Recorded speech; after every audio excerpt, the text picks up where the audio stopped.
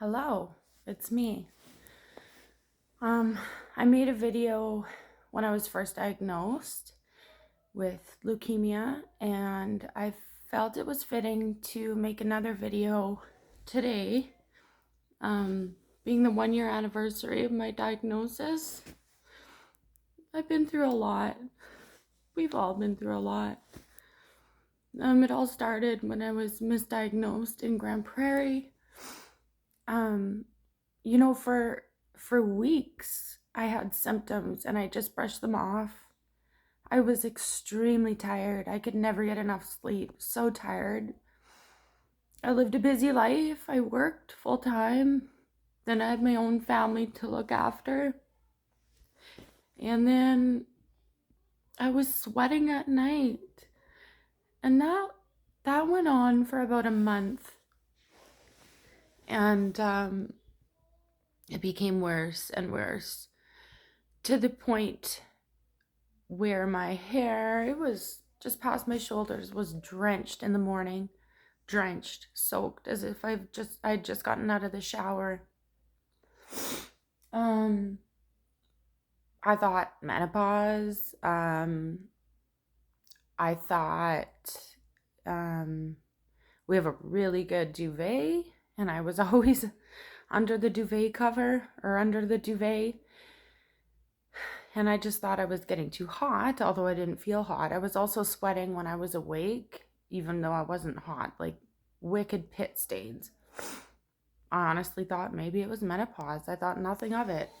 I mean, who thinks there's something seriously wrong, especially when you're a perfectly healthy person? Anyways, yeah, I was brushed off in Grand Prairie. One doctor accused me of seeking pain medication, which I was not. I was in a lot of pain. It was more so in my ribs, and I had lifted something really heavy into my SUV, and I had thought I broke a rib. So, I don't know. Eventually, my doctor told me after an x-ray that my ribs were not broken, but he told me that I probably tore my muscles in my ribs or around them, something. So that's what we believed. And then finally, one weekend, we came to Edmonton, and the pain was really bad all over my body. I don't even know how to describe the pain, just painful. And we took the kids mini golfing, and I couldn't even pick up my ball. The kids were picking up my ball for me. We went back to our hotel. The kids had a blow-up air mattress, and I just laid on that flat and still hoping for the pain to subside. It was about 10:30, 11 o'clock that night. It amplified, and it was causing me to vomit. It was so bad. And that continued and progressed all night until finally it was about 6 o'clock in the morning. I was vomiting in the garbage can in the hotel because I couldn't even walk to the bathroom anymore. Nolan just says, you need to go to the hospital. And I'm like, no, I need to go home. But I can't sit in that car for 4 hours, 4.5 hours. I'm in too much pain. So we discussed, like, how are we going to get me there? We have one vehicle. So I hopped in a cab at 7 o'clock, 6:45 in the morning. And I'll never forget this. I had like a heating pad right here, and it was Velcro, so it Velcroed around me. And I got into the cab. I looked like death. I'd been vomiting all night. I'd been awake all night. I was in so much pain. And he says, where are we going? And I said, to the hospital. I think it was Stony Plain. Nolan looked up the wait times, and that had the lowest wait time. He goes, oh, are you going to work? And that comment made me so frustrated. Like, do I look like I'm going to work? No. I'm not angry with him. He didn't know. It just upset me. I got to that hospital. I was scared. Everything was getting worse and worse before. Like, by the minute. I was the only one in the waiting room. And again, I was vomiting, but I began convulsing on the floor. And they left me there for an hour until 8 o'clock. And I'll never forget, the doctor came, assessed me, did this, did that. And he comes and he says, Kristen, I think your two medications are colliding. And I'm on medication for anxiety and depression. And I've been on them for like 5 years. And I thought, what a joke. Like, here I am being brushed off again. Are you kidding me? No, they're not colliding. And I got so upset, so irate. And I'll never forget, the nurse put her hand on my shoulder and she said, Kristen, he's a very good doctor. He knows what he's doing. Just trust him. And we won't let you go until we know what's wrong. And that hand, the touch, her words just calmed me right down. Anyways, they pumped me up with pain meds. I had ultrasounds, this, that, the other thing. And I had to stay there all day. My family weren't allowed in. I was scared. I was anxious. And then they told me I had to stay the night and that there would be an ambulance coming for me in the morning to take me to Edmonton to the U of A. Even at that point, we didn't think anything was seriously wrong. I mean, why would we? So we were waiting for that. The next day, the ambulance finally came. It was like noon, 1 o'clock. And I was riding in the ambulance, FaceTiming the kids. Oh, look at this guy, is so fun, so cool. Never, ever imagined anything was seriously wrong. I got to the U of A and they put me in a room. It had three walls and then a curtain at the end for privacy. And I sat in that room. I didn't know what was going on. One of the nurses told me that it was part of emergency. Okay. So I just expected I'd have to wait there for hours on end. It was soon after a doctor came in. I will never, ever, ever forget what this doctor looked like.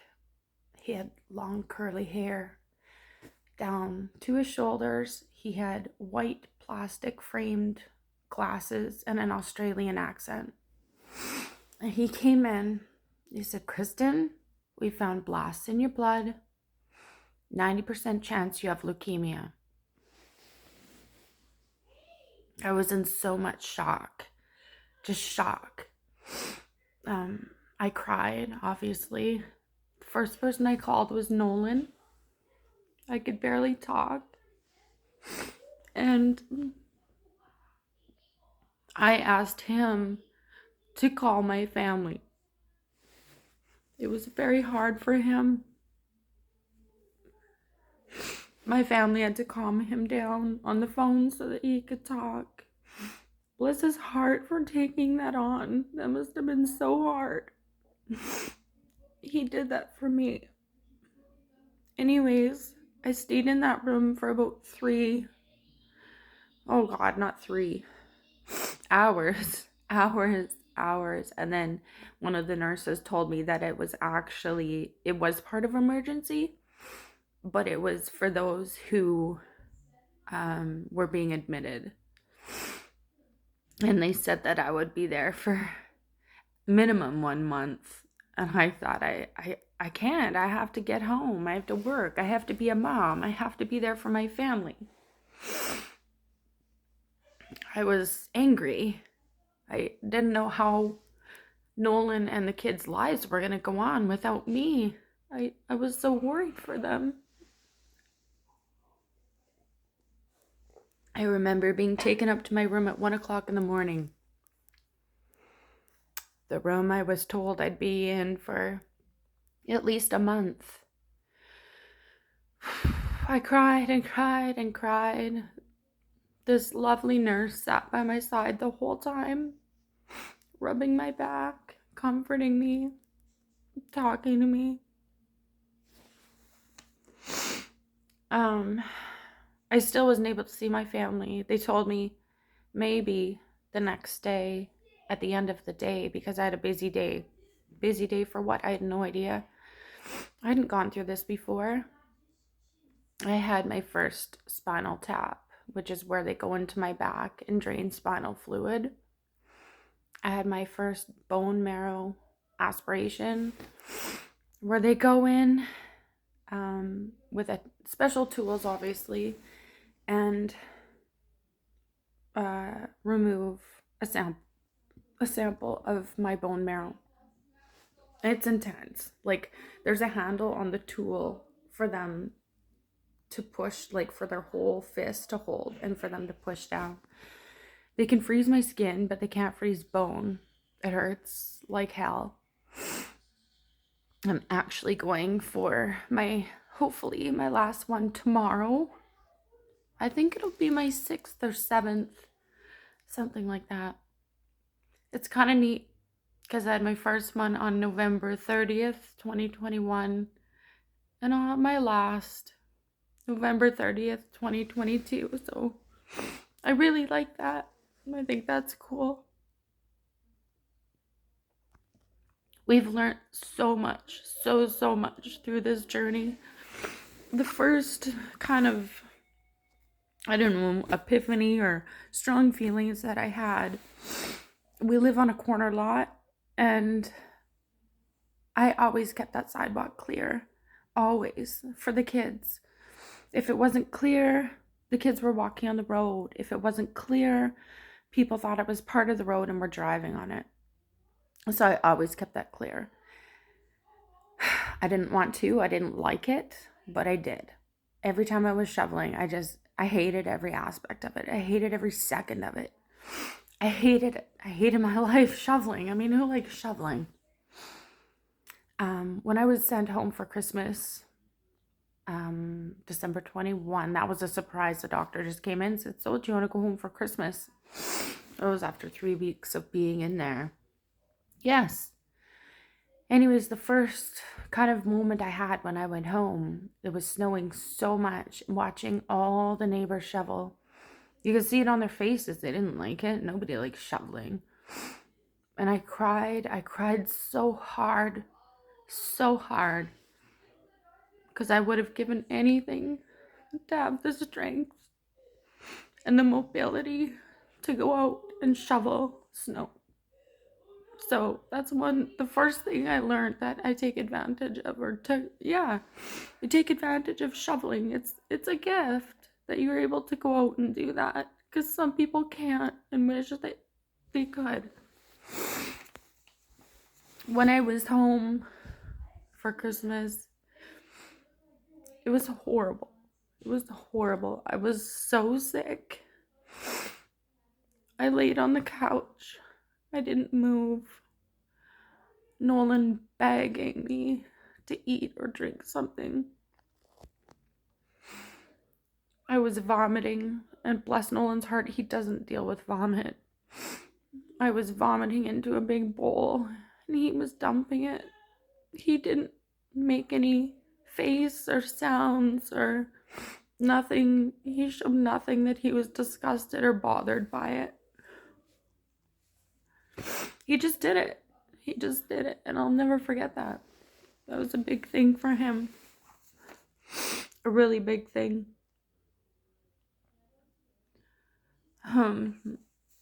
It's been a hard year of missing birthdays this year. Kira's birthday is December 3rd, so it was just a few days after I was slammed into the hospital. Nolan's is December 11th. That sucked too. Kyler obviously experienced a shitty birthday this year, being in October. He's still really upset over it. He just wants to have a birthday. He wants to have a party. We can't afford it right now, but we will celebrate him with a party soon when we can. Hi, Kyler. I've had different roommates while in the hospital. You know, some were terrible, some were not. One was forcing me. I forget what happened, if I had an infection or he had an infection or something. So, me being more able bodied than him was chosen to use a commode. There I was pissing in the corner of my hospital room in a bowl, having to have the nurses clean it out. They're so short, nurses, always, everywhere. Um, there weren't enough nurses, so I couldn't get anyone to come and dump it for me. And I remember it was full and I had to pee so bad. I had to wait. Just one of the times that was kind of hard there due to the shortages. One thing that's been really, really hard for my family is when I was first diagnosed, I was in shock. And I was in shock for a very long time. I was happy. I was bouncing around the hospital with my family. They'd come to visit and we'd go walking around and exploring, and I was smiling and laughing. Everything was just okay, despite just being diagnosed with cancer. My family often ask me, where did the happy and bubbly Kristen go? Look how you were in the beginning. Where did she go? And I was so confused for a while too. Like, where did she go? Why can't I be like that anymore? I was so positive and happy. And I think what it is I hadn't been through anything then. Well, not much. Now, after a year, I've been through the ringer. I've been through hell. Everything that I've had done, the spinal taps, the bone marrow aspirations, the chemo, the stem cell transplant kicked my ass. I'm angry now. I'm angry that I had to go through that. I'm angry that my family has been put through what they've been put through. And I have anxiety. I have major PTSD. And I'm not the happy, smiley person I used to be. I'm scared. I'm sad. I'm angry. And that's taken the old bubbly me away. I know I'll be back to myself at some point once I recover. I hope soon. I'm just anxious, and my family deserves the old me.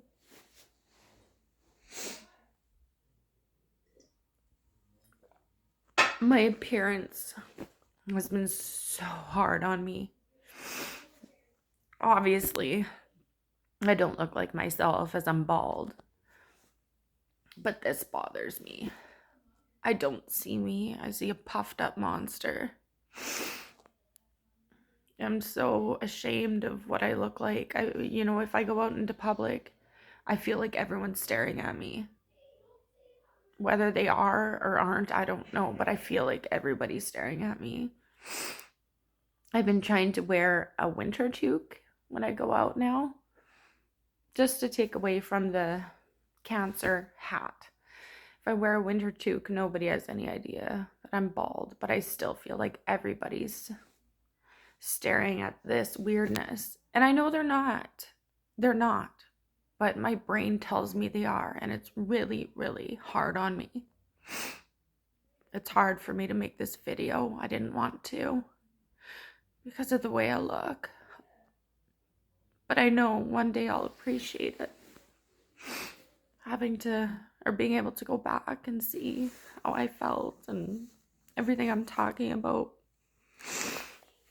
Speaking of post-traumatic stress disorder, it's bad. There's so many things that trigger me, including now green nail polish. Just before I went in for my stem cell transplant, Kira and I went for pedicures, and we both chose bright green nail polish on our toes, and that green nail polish stuck with me and stayed on. It was beautiful. Throughout my whole transplant, made me think of her. But now, no more green nail polish for me. There's specific songs that set me off. Nolan and I spent so much time driving back and forth from Grand Prairie to Edmonton, Grand Prairie to Calgary. Certain songs set me off. I can't dare listen to them. There's certain smells that set me off. You know, I had specific soaps and shampoos that I took to the hospital with me. I actually just recently got rid of all of those, so that was a big step. I don't want to smell those smells anymore. They make me think of the hospital. There's specific clothing that sets me off. Even, you know, I didn't bring much for clothes here to Calgary. Just a bunch of comfy clothes, and I just wear them and rotate them, and all these clothes will have to go when I'm done, because I'm sure they'll trigger me. The biggest thing right now is my home. I spent so many days, weeks, months at home fighting for my life. You know, if I had the choice, I would get rid of everything and move. That's not possible. I know the furniture will set me off. I've had the kids rearrange it, so it's just different. Maybe that'll help.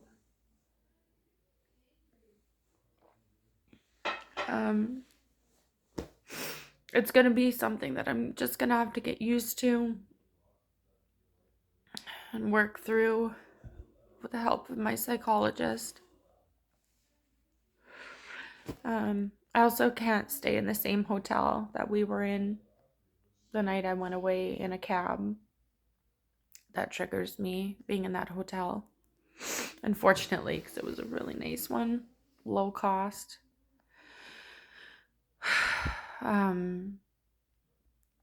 Anyways, I don't know what else.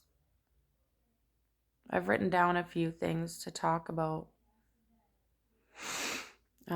My kids are taking this really well. I actually asked them yesterday, you know, I said, what's hurt the most, or what was the worst part of this year? And they both went, I don't know. And they just sat there thinking, and I thought, if they have to think that hard, like I can sit here and be like this, and they had to sit there and think, and they still didn't come up with answers. I'm sure Kira will sometimes say the worst part is having to spend so much time with her brother. I mean, typical. Any 11, 12-year-old girl would say that, but what I'm getting at is they're so resilient. This hasn't been as bad for them as it has been for Nolan and myself. They just go with the flow. They're so strong. I keep thinking they'll be so damaged from all this, but no, I don't think so. I think they're okay. They're gonna be okay. I often tell people I would change having cancer in a heartbeat. I would never have cancer, but I would never change the gifts it's given us. And it sucks that it takes something so detrimental to make us realize how lucky we are. All the blessings. all the things we take advantage of. I'll never look, Nolan, myself, will never ever look at life the same in a good way. We'll take advantage of things we used to dislike before.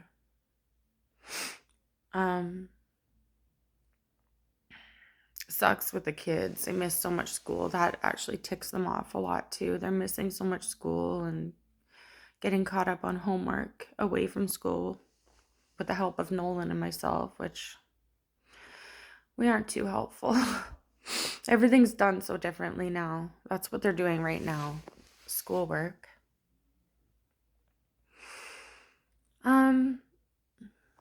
Yeah, I don't know. I've been through a lot.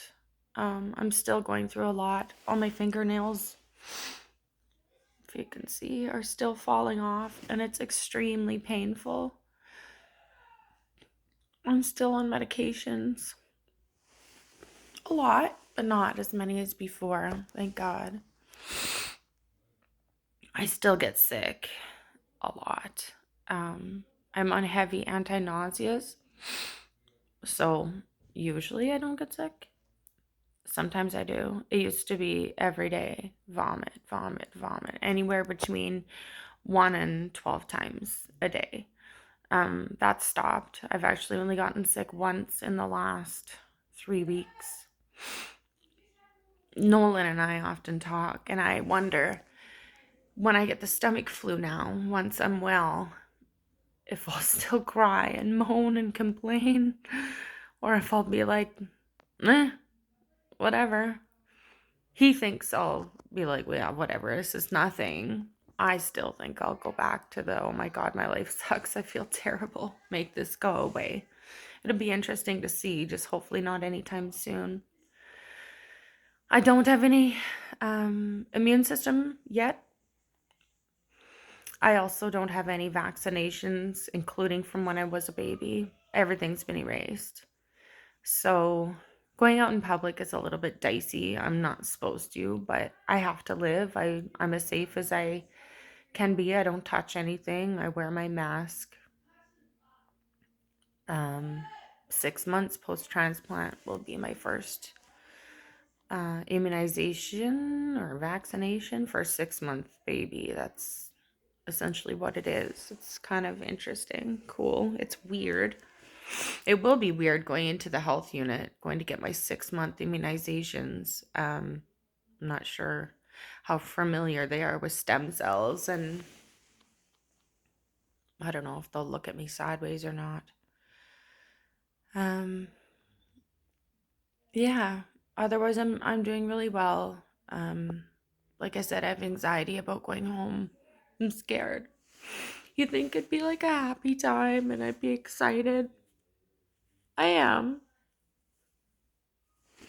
I am excited, but I'm scared. I've been living for a year with no responsibilities. Don't have to clean. Don't have to cook. Don't have to pay bills. Don't have to entertain and look after my kids. Just suddenly back to having responsibilities. It's scary. Back to looking after myself. For a while, I didn't know how. But I'm going to stay really positive about going home. I'm going to be there. And I'm going to enjoy it. I'm going to have hard moments, but I'm not going to get stuck in those moments because that's not healthy. Anyway, I just want to thank everyone who's stuck with us, been here for us, supported us, loved us, and prayed for us during this whole journey. We can't thank you enough.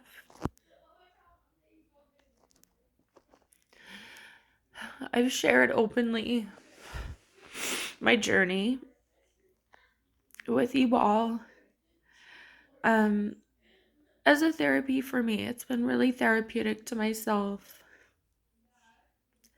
And I know that all of you have learned a lot through my journey. You know, even myself before I was sick. Chemo. Okay. I thought you got cancer. You took chemo. You threw up. That was it. You were just nauseous and puking. That's it. Honestly, now I know how much more it is. Now you know how much more it is. And I'm hoping none of you ever have to deal with anything like this. But unfortunately, there's always going to be someone we know. And maybe by watching or following my story, you'd be able to be a better support to someone, knowing a little bit more about what they go through. You know, you'll know what they need or know how to help them. I really hope that we can help more people this way. All right. Thanks again to all of you. We can't thank you enough. I can't wait to get home to see some of you. Once I'm better, I'll be able to have people over slowly, but it'll take time. I can't wait. Anyway, I'm gonna go spend this day with my family. They're waiting for me. And just embrace every moment. I encourage you to do the same with your kids every day. I know it's hard, but just love them. Love every moment. All right. I'm just going on and on. Thank you guys so much. Take care. Stay well.